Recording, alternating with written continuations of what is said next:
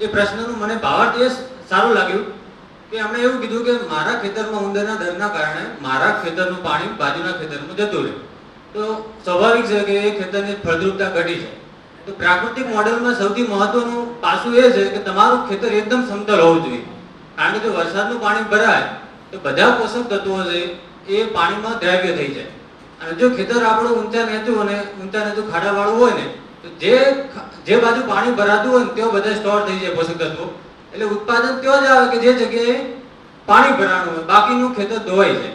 તમે જો જે ખેતરમાં શેઢા મજબૂત નહીં હોય, આપણે શેઢાની વાત બહુ લાંબી ચાલી, પણ શેઢામાં ધરું જે હોય તો એ ધરું સૌથી મહત્વની છે. જો શેઢા ઉપર ધરું નહીં હોય ને તો ખેતરમાંથી પાણી નીકળી જાય તો સમજવાનું કે ખેતરની બધી જ ફળદ્રુપતા વહી ગઈ. એટલે શેઢા ઉપર જો નીંદણ ના થવા દેવું હોય ને તો એમાં સૌથી મહત્વનું ધરું છે, ગ્રીન ધરું આવે ને, એમાં ઘણી જાતો છે. એમાંની એકાદ જાત મારા ગામમાં છે, હું તમને બતાવીશ કે જે તમે વાવશો ને એટલે બીજું એકે નિદાન નહીં થાય, માત્ર ને માત્ર ધરું થશે અને તમારા બ્લડ પ્રેશરને કાબૂમાં રાખશે. તો ખેતરના ચારે બાજુ ઓટો મારશો ને સવારે તો બી હા, જે બાજુ આપણે ખેતર ઊંચું હોય ને એ ભાગમાં બરોબર છે, આપણે વૃક્ષો વાવીએ તો ત્યાં ધરું પણ નહીં ઉગે. પણ જે જગ્યાએ આપણને એવું લાગતું હોય કે બાજુનું ખેતર નીચું છે તો એ જગ્યાએ બીજા કોઈ વૃક્ષો નહીં વાવવાના, માત્ર ને માત્ર એ શેઢા માટે એ પાળા માટે ધરું જ વાવવાની. અને એ ધરું છે ને એ બધા બેક્ટેરિયાની જે પાળો છે ને એ બધા બેક્ટેરિયાની કોલોની છે. એટલે ચોમાસામાં એમાંથી અળસિયાના ઈંડા અને એમાંથી જે પ્રજનન કરશે ને સૂક્ષ્મજીવો એ બધા આપણા ખેતરમાં આવશે. એટલે શેઢા પણ હોવા એ ખૂબ પ્રાકૃતિક ખેતીમાં જરૂરી છે. એમને જે મુખ્ય મુદ્દા ઉપર આવ્યો કે વાત છે ઉંદરની, તો આપણો ભણવામાં દરેકે સાંભળ્યું છે કે ભાઈ કિસાનનો મિત્ર કોણ? અળસિયું તો ખરું, પણ સાપ. સાપને કિસાનનો મિત્ર કીધો. ભાઈ કેમ કીધો?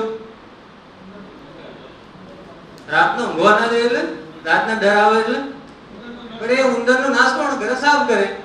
તો એનું સમાધાન શું છે? સાપ. તો ભાઈ કે આપણે પહેલા તો સાપ જે પ્રાકૃતિક ખેતી કરે ને એને સાપની બી ખબર હોવી જોઈએ કે સાપ કઈ જગ્યાએ રહે છે, સાપની કેટલી જાતો છે, કેટલી બિનઝેરી છે, હા, કેટલી ઉપયોગી છે, કયો સાપ. એટલે આપણને જેમ કે દામણ, તો દામણ એ કેવી છે? બહુ ચંચળ છે. તમે દેખો ને એની ઘડીએ તો દોડી જાય, તમે પાછળ દોડો ને તમને આપડવા ના દે, તમને પકડવા ના દે. તો એ જાત છે એ બિનઝેરી છે. હા, બાઈટ ફોર્સ એનો જોરદાર. તમે જો એકવાર કરડે ને તો એકવાર વોકમાં પાણી લઈ દે એટલું મજબૂત આવે, એટલે ઉંદરને પકડે ને હલવા ના દે એટલી મજબૂત આવે. પણ એ બિનઝેરી છે. તમને કશું દાવા કરે નહીં, પણ તમે એને સાબુથી ધોઈ નાખો ને તો વાંધો ના આવે. તો એવી જાતો છે ગામમાં લોકો મારી નાખે છે, ખેડૂતો જ મારી નાખે છે. તો ભાઈ એવા શા માટે મારવું જોઈએ? ભાઈ જે આપણો ઉપયોગી છે, આપણો મિત્ર છે, એને તમે મારી નાખો તો ઉંદરને ત્રાસ જ આવે ને.